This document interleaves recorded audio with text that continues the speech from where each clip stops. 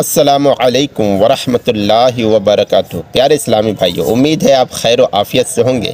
آئیے اپنے پیارے آقا صلی اللہ علیہ وسلم کی ایک پیاری حدیث سنتے ہیں۔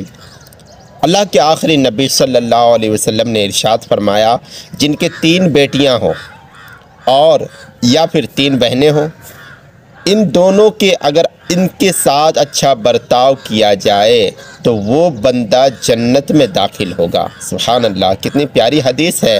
امید ہے آپ کو پسند بھی آئی ہوگی۔ پیارے اسلامی بھائیوں، بہنوں کے ساتھ اور بیٹیوں کے ساتھ اچھا برتاؤ کا مطلب کیا ہے؟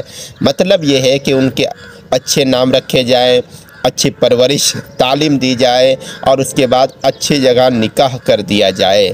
اگر یہ 3 کام کرنے میں ہم کامیاب ہو گئے تو انشاءاللہ الکریم اس کی برکت سے جنت میں داخلہ نصیب ہوگا۔